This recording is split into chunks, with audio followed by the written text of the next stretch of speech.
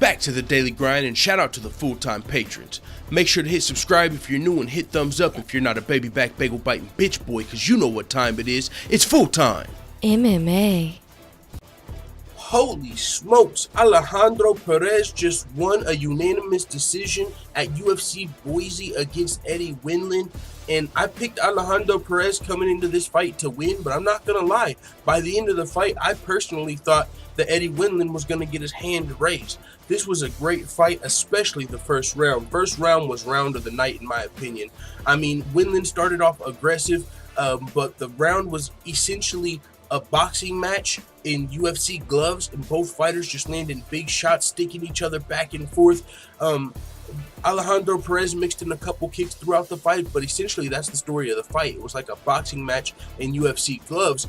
But with that being said, I felt like Eddie Wineland was controlling the center of the octagon for the majority of the fight, first, second, and third round. And now, I guess going in to see where Alejandro won this fight, I would have to go rewatch the first round, because in my mind, the first round could have went either way. And so with that being said, I felt like the first round being so close and so entertaining, and the fact that it could have went either way, the fight was really going to be scored off the second and third round.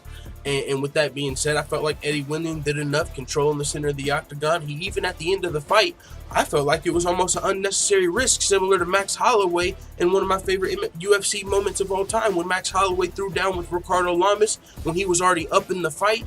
That's kind of what I felt like Eddie Wineland did here. I thought if it would have went to decision, it was going to go his way, but he still opted to fucking throw down with Alejandro Perez at the end of the round, just fucking firefight at the very end, back and forth, boom, boom, boom. And then the fight went to decision, and Alejandro Perez got his hand raised. So, I mean, we've definitely seen worse decisions in our time as UFC boxing fans or anywhere where fighters judge. But yeah, man, that was just my honest opinion. I scored the fight for fucking Eddie Wineland, but I'm not a judge, so it is what it is, man. With that being said, congratulations to Alejandro Perez. Let the full-time family know what you think in the comments.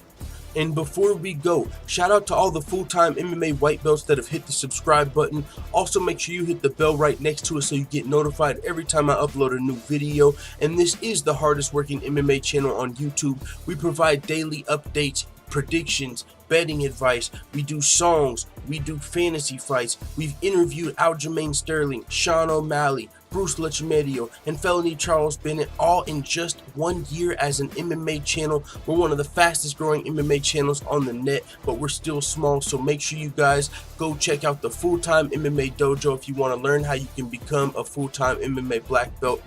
And while you're there, you can see where this MMA channel started from, some of the goals we have for the channel, and even more cool videos just like this one if you enjoyed it. So thanks again to all the full-time MMA white belts that have hit the subscribe button. And also, if you're just lurking and this is your first time seeing a video, appreciate that as well. I'm out. Da da da da da. It's the motherfucking DOG.